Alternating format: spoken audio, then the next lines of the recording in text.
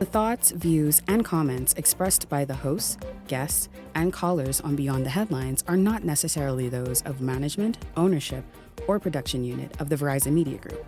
Beyond the Headlines is a production of ILTV Studios and cannot be reproduced or represented in part or entirety without express written permission of the Verizon Media Group. Beyond the Headlines is the intellectual property of the Verizon Media Group. Copyright 2021.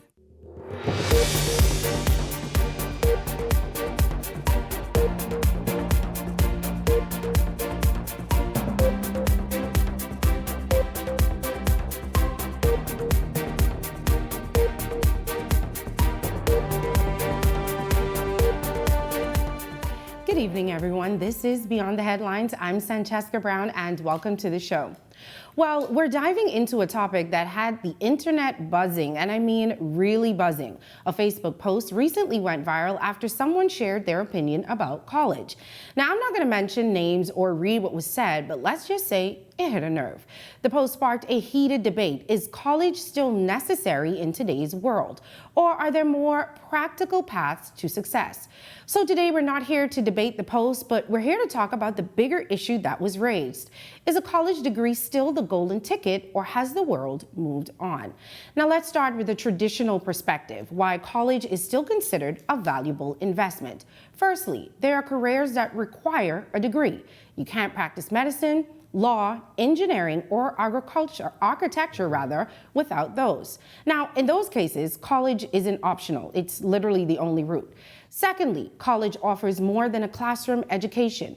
It's a place where people build networks, gain independence, sharpen their critical thinking, and develop lifelong skills, and also gain friends. And for many, especially first-generation college students or those from underrepresented communities, college can be a game changer. It can also be that first step towards breaking generational cycles and creating long-term opportunity. Now, let's look at the other side, the growing argument against college as a one-size-fits-all path. We're living in a time where student debt has reached historic levels. Graduates are walking across the stage and straight into a pile of loans with no guarantee of a high-paying job. Meanwhile, the job market is changing. Tech companies like Google, IBM, and Apple no longer require degrees. They're hiring based on skills, not diplomas. And let's not overlook trade schools, apprenticeships, and entrepreneurship. Plumbers, electricians, coders, content creators. They are building careers, making great money, and doing it without four-year degrees. Well, we're going to talk about that today. We have a panelist today who needs no introduction. Welcome to the show, Mr. Miller.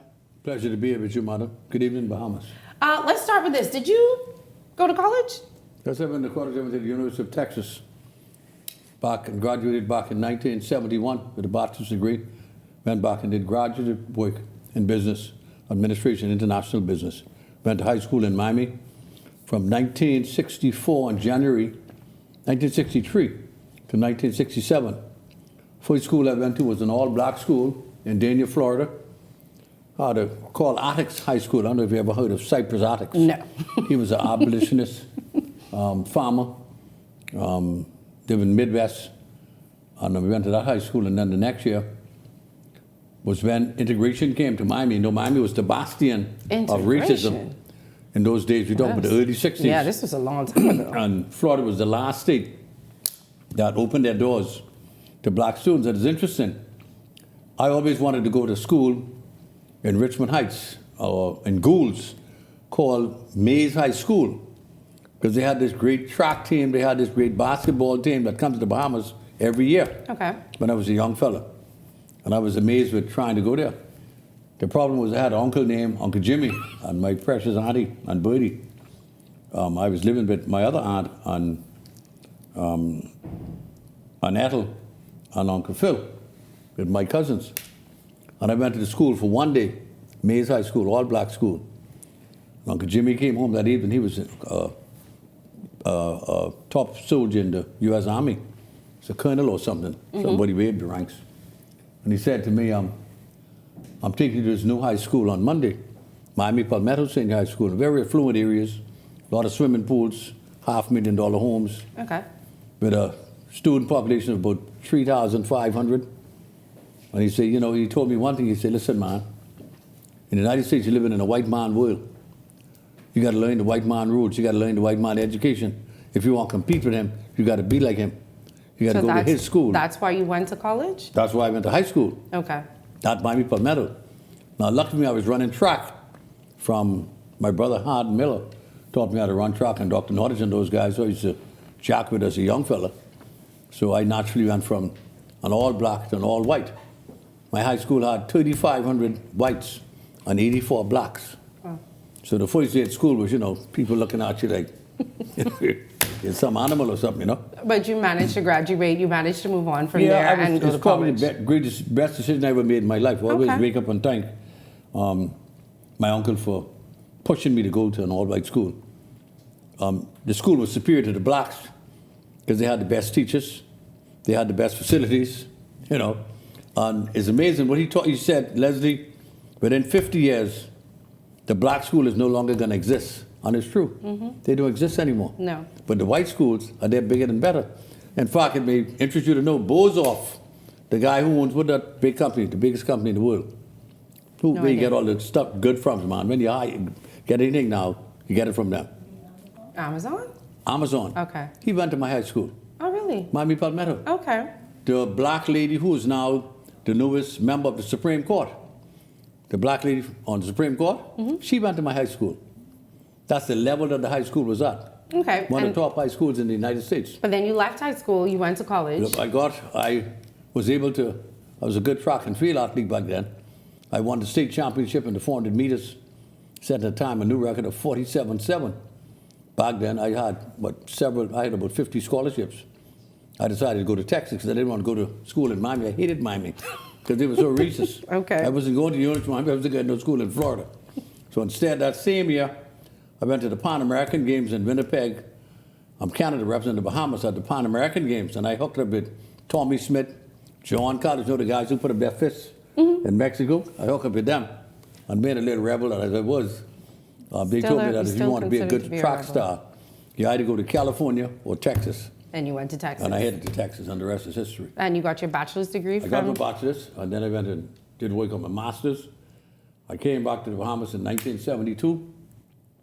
My first job was a teacher. With your master's degree? I taught at C.C. Sweden School. Okay. I taught Introduction to Commerce at C.C. Sweden for about 18 months. My wife Helen was a teacher also. But I realized early that I didn't want to be no teacher. I wanted to be a businessman like my father, who was a major contractor, building contractor at the time. So I then switched and I went to the Ministry of Tourism. I worked there for about 18 months, and then God had it that the Bahamas government then was working really closely in conjunction with the Grand Bahama Port Authority on bringing foreign investment to the Bahamas. And we opened the corporation, the Bahamas Development Corporation, January 1st, 1974. And my cousin at the time, Alfred Maycock, was the first chairman. Mr. Carlton Francis, who really grew us up like a father. He was the Minister of Development. So I was able to go into that corporation and so you took, I guess, what some would consider the traditional route: high school, college, bachelor's, master's degree. Do you think would you still encourage people to take that same route today? Today, the world is a different place. And the Bahamas is a good example. The blue-collar workers in Bahamas make much more than the white-collar workers. In some cases. In many cases. The construction industry and the industry out there that's available to most Bahamians are right now, if I take you to Lightfoot Key, Old Fort Bay, any of those major enclaves in this country today, if I take you there tomorrow, you'll find less than 10% Bahamians on those jobs. Construction jobs? All of them. Managed by foreigners. And that's a serious problem we have in this country. Very serious problem. Okay, but that's a different issue that no, it's not a different issue. No, it's not. Is. It's the same thing because it culminates in the money that they're making. You know, Bahamians like to complain that men in the construction industry hire Haitians. What they don't understand, that 30 years ago, you could hire a Haitian for $30 or $40 a day. Doesn't hold anymore.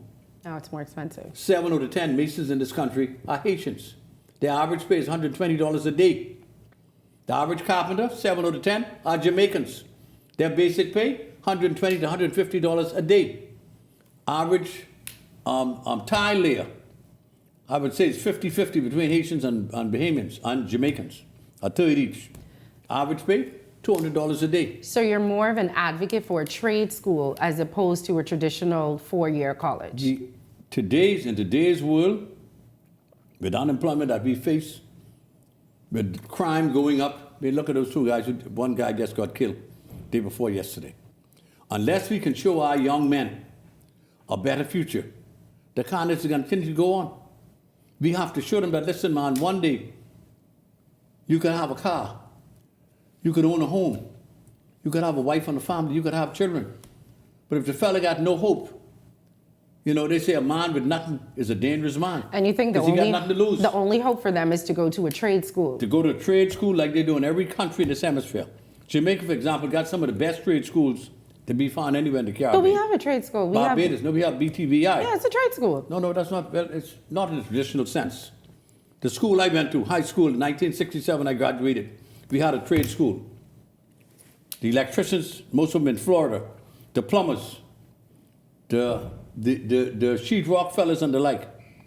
If you're not smart enough to do the school work, you go there. And but when you graduate, you start off making about $500-600 US a week. But they've started to introduce trade into high schools.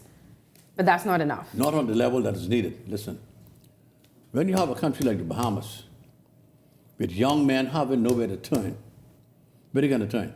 To crime. They're going to get angry with each other. A lot of Bahamians now are fed up with the amount of foreigners that has taken their jobs that they normally would have taken.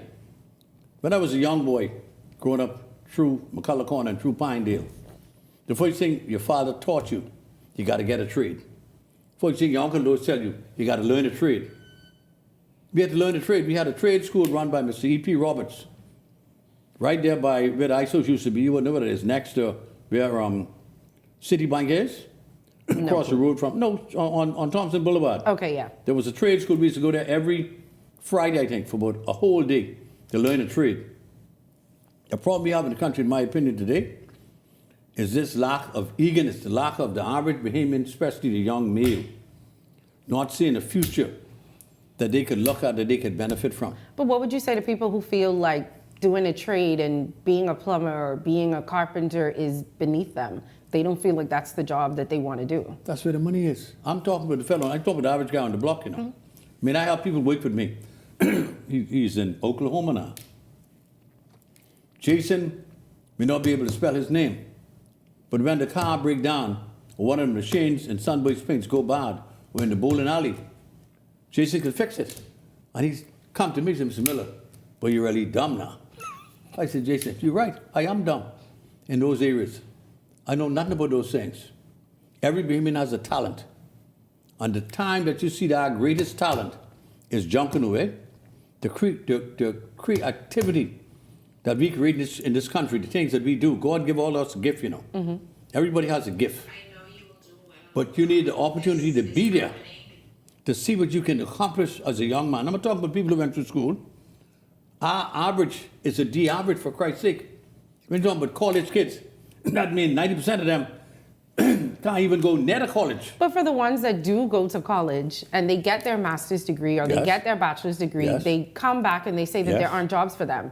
That the person, their boss, is somebody who worked their way up through a company and, you know, they're more educated than them. Or they come back with their master's degree or they come back with their bachelor's degree and people only want to pay them $30,000, $34,000, $35,000. Well, you know, most Bahamians, less than 10% of our population is going to be educated in universities, eh? Okay? How many persons in a family would get an opportunity to go to college? Back in my day, I'm talking about the 60s now, and the 70s. The job market has shifted to such an extent that the blue-collar worker is more critical to the welfare of any country as much as the white-collar worker. The ladies who work in the banks and insurance companies, they may average maybe $500 to $600 a week. You can get a lady who can go and do sheetrock work and do plumbing, electrical, and what have you. That can take them up to $800 a week. You got to have a skill. And the biggest frustration that the Bahamian young fellas have, They don't have the skill. For the first time, you have Bahamians are helpers, and the Haitians are the ones who got the skill to do the job. Do they actually want to do the job? Do you have Bahamians who want to do the job?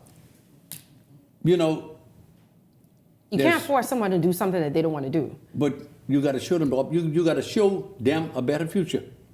It is up to us as a people. It's up to the government with responsibility of educating our people. That let me show you another future.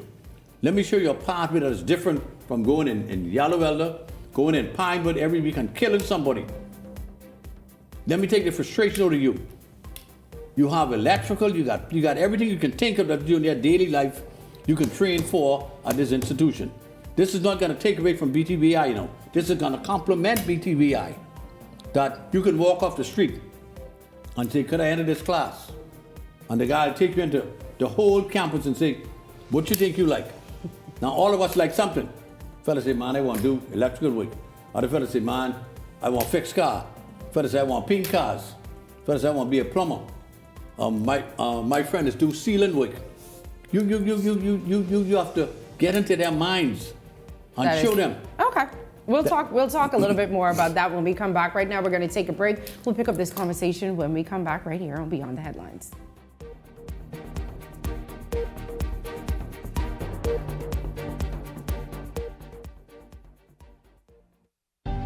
Cancer Treatment Centers of America is now City of Hope, creating one of the leading cancer care and research networks from coast to coast, providing more of what you need. More locations means more care closer to home. More specialists means more expertise. More research means more breakthroughs. More advancements means more treatment options. And more options means more hope. Call now to get more of the care you need. Enjoy zero-down financing on your next visit to Montague Motors. Our selection of cars come included with license, inspection, and a 3-month warranty. And with our easy 24 hours financing, you will be on the road in up to 48 hours. What makes Montague Motors different? We inspect our cars in Japan, providing you with the best quality purchase. Visit Montague Motors today, number 6 Village Road. Call or check our Facebook page for more information. At the Water and Sewage Corporation, safety and convenience are our top priorities. However, our meter readers face challenges that can make their job difficult. Locked gates to guard dogs sometimes leads to missed readings and estimated bills, which can be frustrating for you and us. That's why we're upgrading to digital meters. They bring safety, accuracy, and convenience to homes across the Bahamas. We can streamline data collection, reduce on-site visits, and provide more accurate bills with no more estimates. Digital meters also help detect leaks early, saving you from costly bills and reducing water waste. Soon, a user-friendly app will let you track your water usage, manage bills, and stay informed, all at your fingertips. Over the next year, we're rolling out digital meters nationwide, transforming how we serve you with a safer and cost-efficient water supply. To learn about our digital meters, visit our website or call us today. And don't forget to update your information at any of our locations. I feel good when you're wrapped up in my arms, dancing to a reggae song. Feel good, feel good.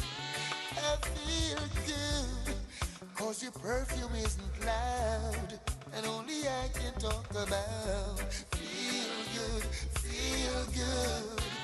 You feel like velvet rubbing over my skin, and when your Measles is on the rise around the world, and the Bahamas is at risk, which makes us very vulnerable as a nation for the possible outbreak of measles cases. Every Saturday in May from 10 a.m. to 1 p.m., the Ministry of Health and Wellness will host MMR immunization visits in South Beach, Coconut Grove, Fox Hill, and Elizabeth Estates. Clinics in these areas will remain open until 8 p.m. twice per week. Get your child immunized now. 7.5 years, but I walk in here all of a sudden, total stranger. I'm calling you Rick and Sheila. I win. At Island Lock, we take sports seriously. Get ready to experience the thrill of winning anytime and any place. Bet in real time and live the thrill of every play while watching your winnings stack up.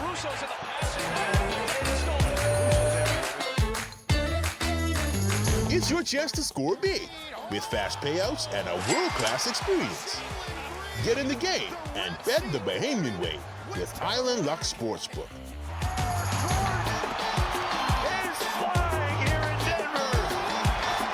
If you enjoy watching Beyond the Headlines, take advantage of our exclusive offers with 4 15-minute interview segments at $1,200 and 20 30-second TV ads at $2,000. Contact 557-0258 or 557-0259 for more information. Go beyond with Beyond the Headlines. This segment of Beyond the Headlines is brought to you by EV Motors. Drive the future with brand new 2024 electric vehicles. EV Motors, powering your journey. That's what she's saying. You need. You take them off the street. Welcome back, Mr. Willow. We're back. We're live. Welcome back to Beyond the Headlines. We were continuing the conversation during the break, and a point that came up was how difficult it is for some people to get into the trade schools that we do have here that require you to have the BJC. But I didn't want to call the name, or the BGCSE. Okay, well, BTVI. How difficult it is because you may need BJCs or BGCSEs to get in. And the point that was made was if I could pass my BGCSEs, I wouldn't have to go to a trade school. I could go to a regular college. I'll go to UB. Right. And why do you think most women students avoid UB? You want to know why? Because they can't get in. Not only they can't get in. Why? UB is as tough as any school in the United States. It was. I went to UB, but I went there when it was COB. So they avoid that. Because you ain't get no breaks at UB. But I don't think that they don't want to get breaks. I think there are a lot of people who feel like they cannot get into UB and they want to do a trade or they want to get certified. The government provides you with a full scholarship. If you have a certain grade point average. You know. Yeah, but a lot of people don't have that. You just mentioned yourself that we have a D average. So what I'm asking then, what I'm saying to you, what do you think of the poor student who's out there? Our national average is D. You should be able to get into a trade school without a BGCSE or a BJC. You're supposed to walk in there as a Bahamian. So I looking to be a tradesman. What y'all have to offer? Now you should at least be able to read and write. You should be able to do most basic of them could math. Read and write. Right. Basic. So if you pass your math or English BJC. That ain't happen. I didn't say BGCSE, you know. I said BJC. The one you take in grade 9. Matter BJC ain't easy, you know. That's somebody with a good head who could add, multiply. So you don't think a minimum requirement for you to be able to go to a trade school is to be able to Zero. No requirement. Nothing. I shouldn't have to read or write. Just be a Bahamian and get ready to come to school. And okay, well, I think that's taking too much responsibility off of the child to have to educate themselves. That's just a child. A grown-up by then, if you want to go to BTVI. Fine, then maybe 16, 17, 18. And you don't think at 16 or 17 they should be able to read or write and do basic math? A lot of them can, but only basic math. I said basic math. Basic, like. And be able to read and write their name. You want to hear something basic? When you're paying a Bahamian, and the fella say, you know, we get 8 hours, that's the only time they get basic. They should be able to. They should be able to calculate their salary. They can do any multiplication. Fool with them. So you think the requirements to get into a trade school should be different? It should be lowered? First of all, you need a real trade school. You don't think BTVI is a real trade school? It's not sufficient to look at our population. It's enough area that, to me, is not conducive to people. You need to have some place in the middle of New Providence. For example, the sports center. But there's a piece of property there, 4 acres of land is there that cattle only was on. I can show you the map. Okay. 4 acres of land that cattle only was on. The guys who did the road work. See that property there? That's 4 acres of land. Like I said, the complement. This is the sports center over here? That's the sports center there. All the sports, that's cattle only. Okay. Right there. Okay? You build a school, 60,000 square foot school. Okay, so you thought about this. You have your, what's the name of this? Bahamas International Trade School. Yeah. So this will be another government funded school. How would this be different This will be funded by government and the private sector. How would this be different from BTVI? It complements BTVI. You don't have to have all the necessary requirements to get in there. But that doesn't mean you don't have the brain power to be well-versed in one of the trades that you love. So what would be the requirements to get into Nothing. this? Nothing. No. You don't think you need the basic skills to get into a school? Mother, when you say basic, you can have the basic skills. You're going through grade 10 or 11. You passed through. That doesn't mean you graduated. Yeah, you passed through. Do you at least have to have a diploma? Do you know how many kids leave school without diploma and without BJCs? Okay, but I Why don't think that they should. Why do you think we got a D average? I understand that. I'm Think of not that. saying BGCSEs. I'm saying, okay, at least have an entrance exam that they should be able to take In to this get school, into you the teach school. them the basics: maths, English, and social studies. Social studies is a basic? Yeah, it's a basic because you got to learn respect. You got to learn about life, So like economics. meeting people, and what have you. I think- Basic economics. Okay, economics, okay.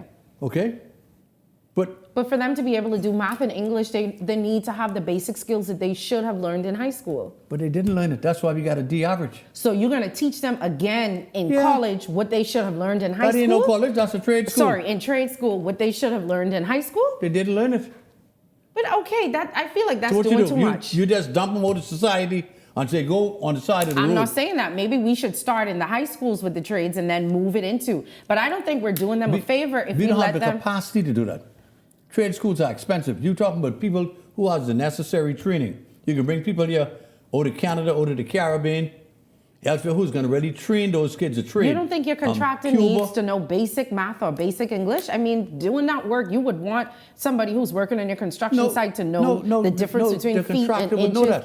But we ain't talking about contractor. We're talking about the waker. We're talking about the carpenter, the mason. But eventually, the tile layer. Eventually, you want them to grow and own their own that's business. why you're going to teach them from the ground up. You listen. The fella's going to come there. If you've got 10 little boys in the school, one got like cars, he want to be a mechanic.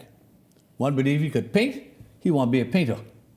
One believe he see his friends and them who he work with doing sheetrock work, that's what he can like. Agreed. God has put in our mind something that we like. Everybody loves something I agree with you. that you're attracted to. Mm-hmm. So they're going to go with what the things would attract them in one of those same classrooms there. But if I come to you and I can't read or write, you gonna let me into your school? No, when I say read, it could be basic, man. Anybody can read and write. Not everybody. You ever see some of these people try to fill out applications? Well, that's what I was trying to tell you. I say, what you expect when you come to high school and you ain't got nothing? Okay, so how are you gonna? There has to be some They can minimum have- requirement. This could be basic. When you go in there, you would spend 1 hour or 2 hours every day learning basic maths, English. And economics, and then the rest of the time will be spent on whatever. Learning a trade. Okay, I agree Being with that, but I proficient. just feel like the entrance and who's going to pay for this? The government and the private sector. We already have Every- BTVI. You think Madam, we're every big day the enough for Chamber two? of Commerce is raising hell that Bahamians ain't get no job because they don't have the skill. Every day you find the business sector, especially the restaurants and what have you, they're looking for people that can't get the basic skills. You got to train them. They have a right to be trained. Don't we have the National Training Institute for that? Madam, I say a trade school. Okay, sorry. So you think we have room to have a BTVI? There's more than enough room. Because Training you know how many people Institute they're and- unemployed. Do you know how many? I wonder if you realize that we have over 60,000 work permits in this country, I wouldn't know that. and 80% of that is in the blue collar area. 80%. It's hard for me to believe that there aren't Bahamians that can fill those jobs. But they're here, and they're paying for the work permit. That's one of the biggest businesses in town. Work permits. Big. The government make plenty of money off work permits. But that's and in a the different meantime, issue. our youngsters don't have a job. Society has an obligation to uplift all of us, you know. Isn't that what high school is for? High school is a starting point. But listen, you know and I know what goes on in most of those high schools. Okay? I said, mothers can't help or forget the daddies. Oh, Only 20% of them you can see anyhow. I agree with expect for a that. mother who's working 6 days a week, who didn't finish school herself. The average girl that gets pregnant in this country, the average age is about 16, eh? You finish school, you got a little boyfriend, boom, baby come. You hang with him for about 3 or 4 years. The fella got a little job, you got a job to the hotel or wherever it is, one of the food franchises. Okay? Then you all break up. The other fella come along. He's your new boyfriend. Okay? He see you feeding this little boy.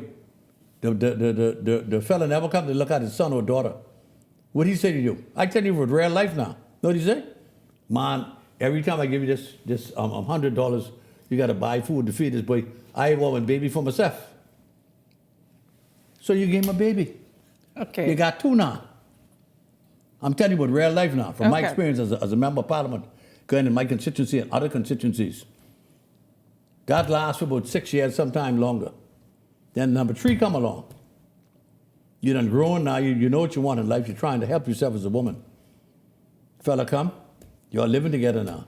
The 2 children there. Most men love the children, fellas like that. They would Bahamian adopt men the love children. to be stepdaddies now. Okay? But the fellas say,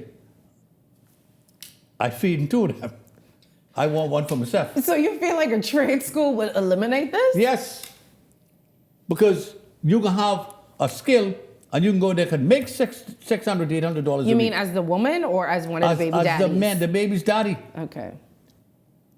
It's not like they don't, I can't say not that they don't want to help, because I can tell you about some incidents that I went through.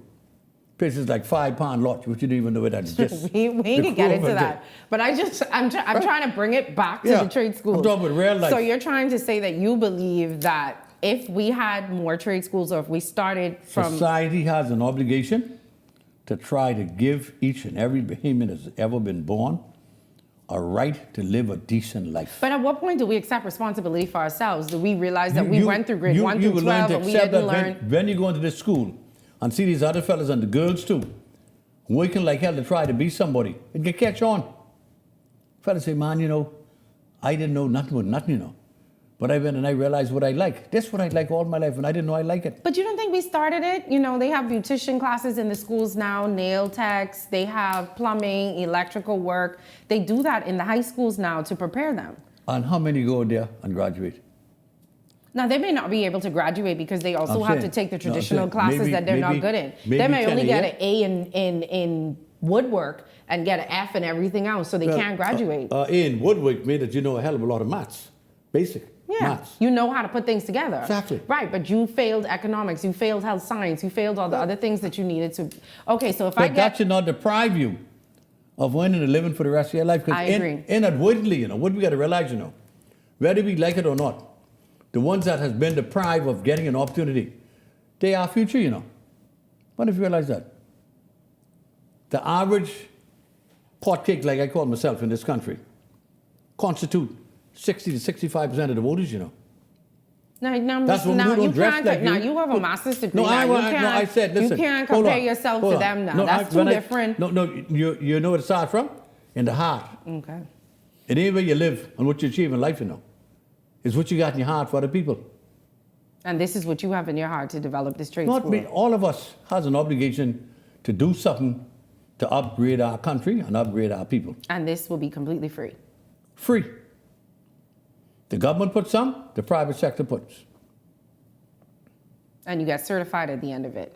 Yes, you get certified.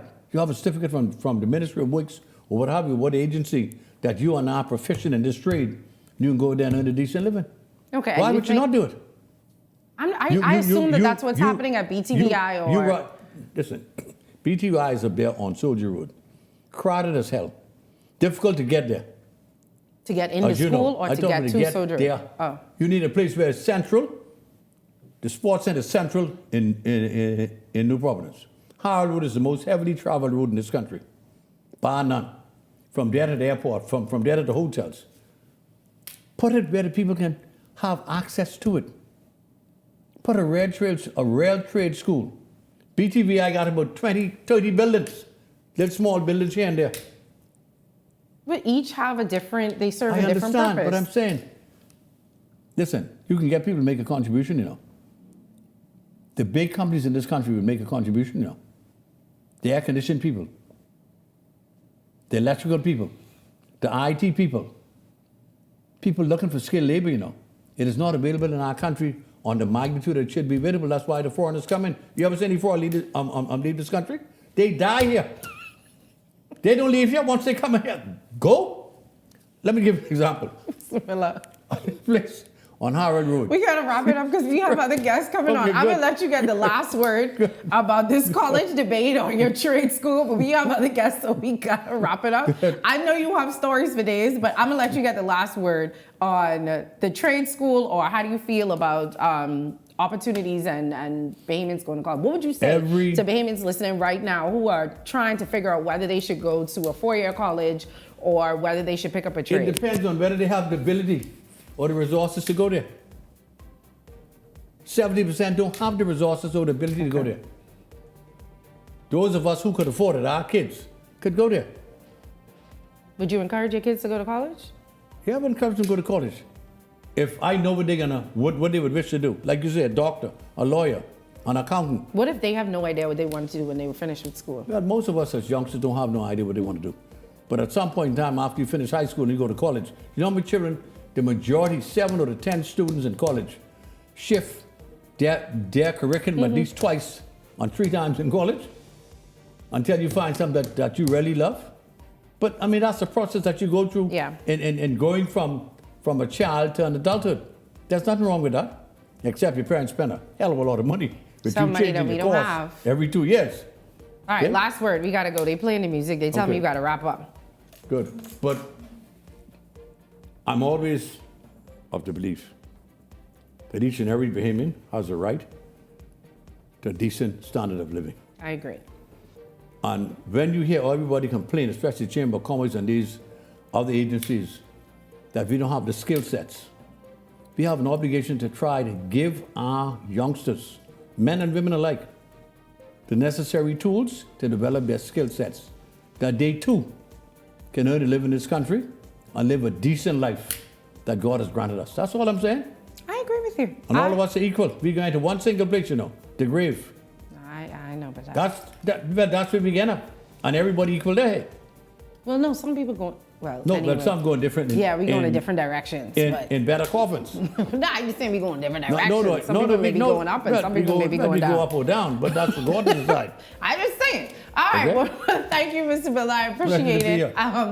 As always, it was a great conversation. I wish we could continue, but we do have some more guests coming on. I'm happy to see them. When we come back, we're going to talk to a family who needs your help in turning a tragedy into an opportunity. We'll be back right after this.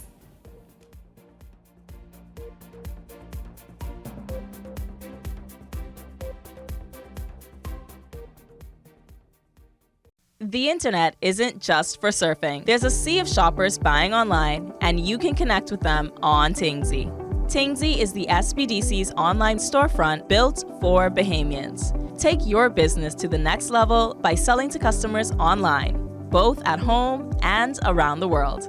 People want Bahamian things, and if you got things to sell, sell on Tingsy. Find out how you can connect with a sea of buyers by visiting tingsybahamas.com.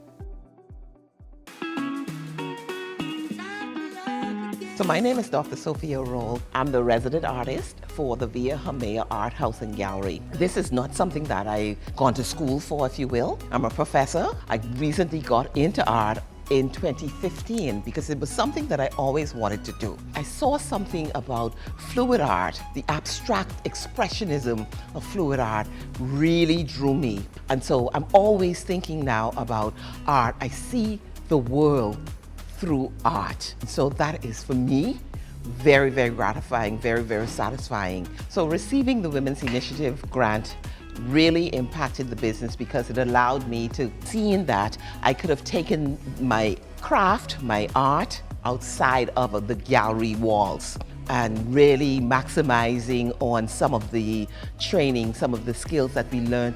The advice that I would give to not only women, but anyone who's interested in starting a small business or starting a business is to just get started.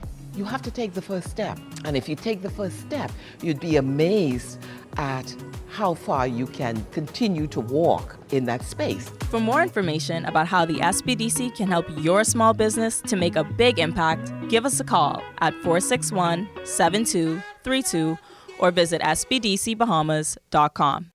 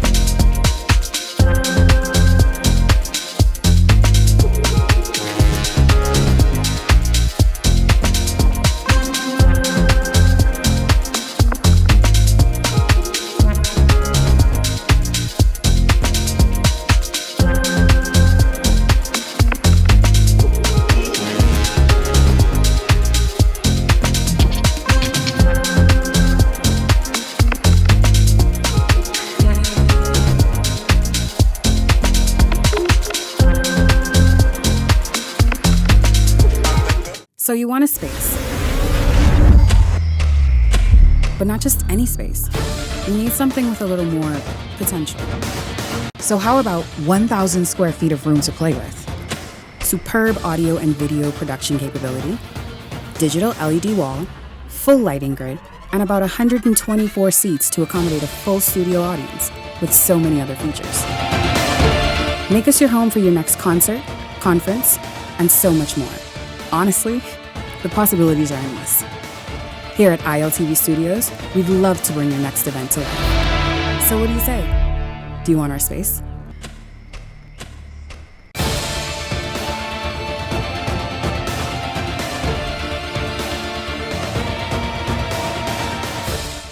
If you enjoy watching Beyond the Headlines, take advantage of our exclusive offers with 4 15-minute interview segments at $1,200 and 20 30-second TV ads at $2,000. Contact 557-0258 or 557-0259 for more information. Go beyond with Beyond the Headlines.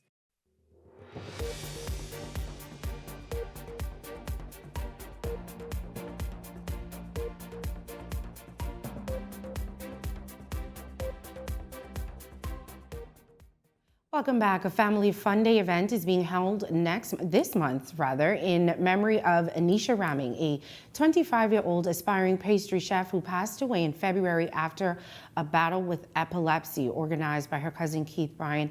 The event is designed to celebrate her life, passions, and legacy, and will take place at one of her favorite spots, Le Chateau Bakery.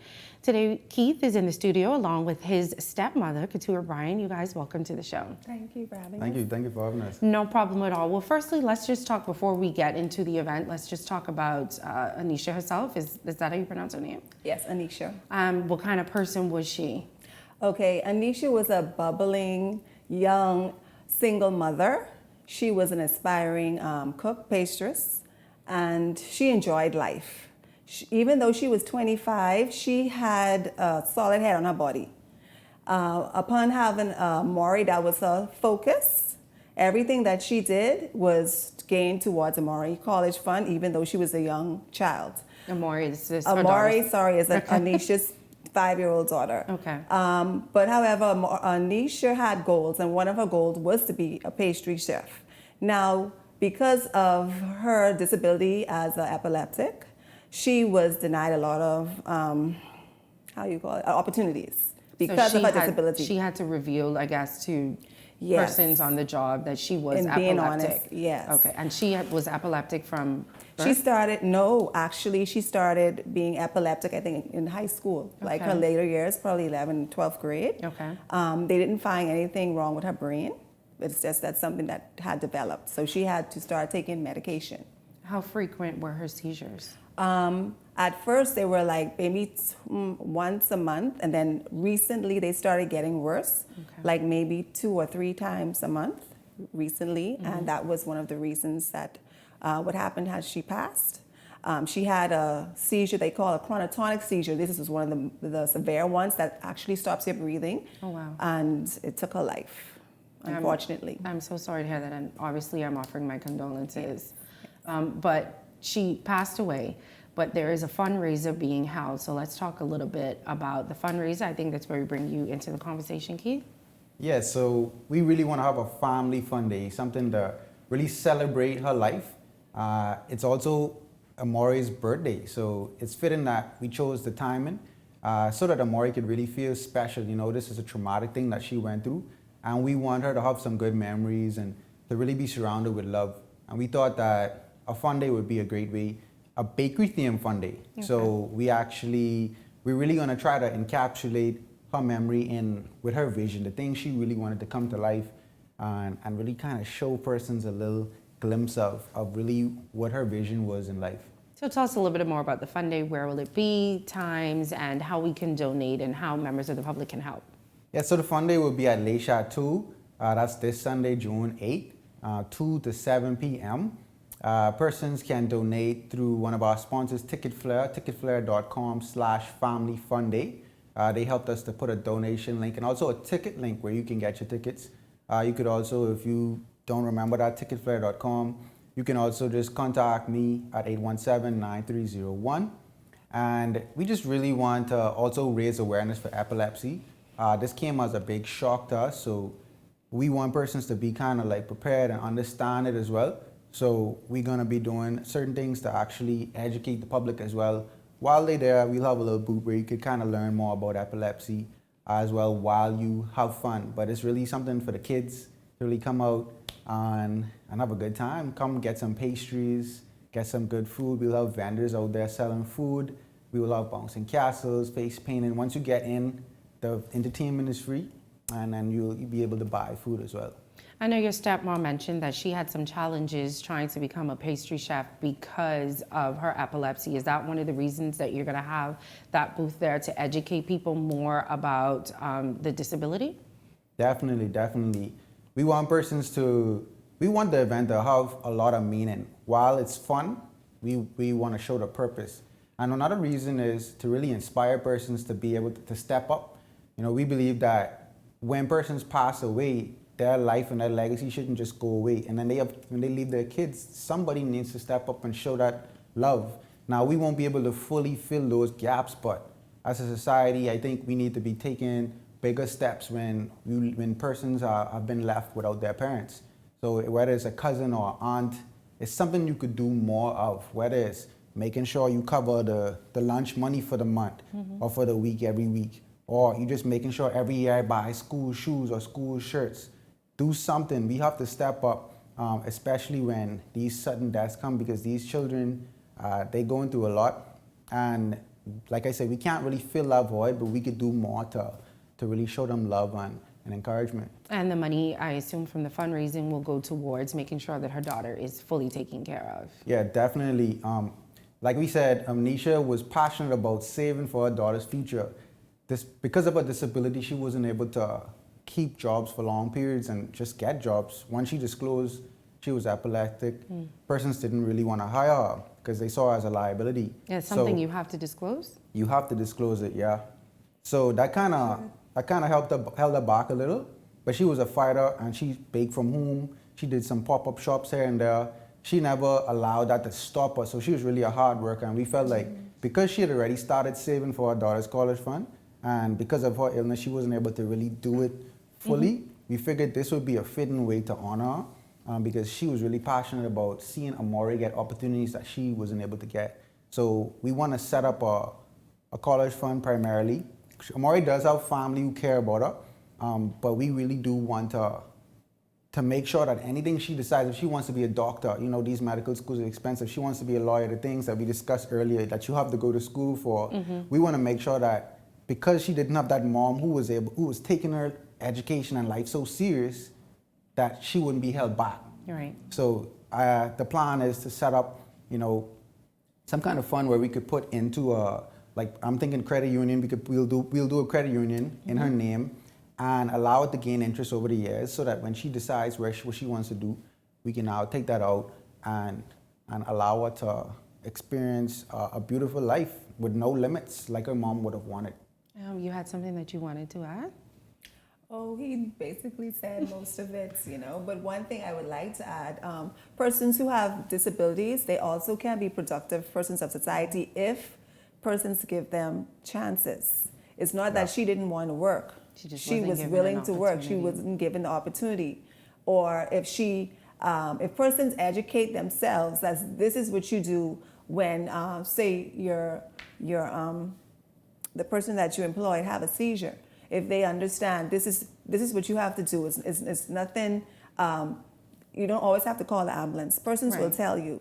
It's certain skills that you do that educate them. You know, maybe they just need to catch themselves a little bit. Sometimes, most times, she didn't have to go to the hospital. She knew what to do. There are some persons who are just afraid of persons with disabilities. But we as a country need to understand we are also citizens of this country. And they also need to make a living so they can be a productive person of the society where they don't have to go out and rob and steal to get means. Agreed. So tell us, how can we as a public, how can we donate? Is there just ticket buying, or do we donate towards the event? Like how can we help? Yeah, so we're really using the event as the major push. Like I said, you could buy tickets for your family, and you can also You can just stay in contact with us as well if you want to donate in another way. If you want to support our future, like I say, just stay in contact with her. But primarily we're using the event as the big push. But there's always other ways to donate. So like I said, just contact us at 817-9301 if you want to support. Like I said, this young mother, she was phenomenal in the fact that she was so passionate and the sacrifices she was making, you know, as someone with limited resources. So we want to now, as persons with resources, which is the biggest resources in life, to now give back some of that. And we just hope that, you know, persons see this vision and also believe in it, not just for us, but for your family members, because all of us have family members who, you know, going through loss. We all have a kid in our family who lost their dad or mom. So we just want you guys to come out, have fun, celebrate with us, but also feel this vision and adopt it for yourself. All right, and tell everybody again the times where they can get tickets for and the event place. So like I said, it's on Sunday, June 8th at Le Chateau. That's right next to Club Waterloo on East Bay Street. Sunday, June 8th, 2 p.m. to 7 p.m. Come out and have fun, bring all the kiddies. Just come ready to have a good time. Face painting, everything, bouncing castles, hula hoop, all the good stuff. I don't think we mentioned how much the event was. How much Yeah, is it? the event is $35 for adults and 20 for kids. So once you get in, everything Yeah. is, okay. Once you get in, the entertainment is for free, and then the vendors themselves will be providing food to pay for. And you also get a treat once you get in as well Right.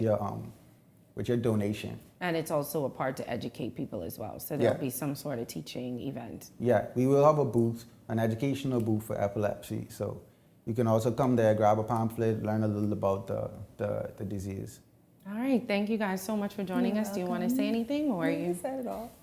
You're good? Yeah, I'm fine. All right, thank you guys so much. And of course, we'll continue to share on our Facebook pages and everything and let people know when the event is. Do you have a Facebook page you want to throw out? Oh yes, we really do have quickly? a Facebook page, A Sweet Legacy on Facebook.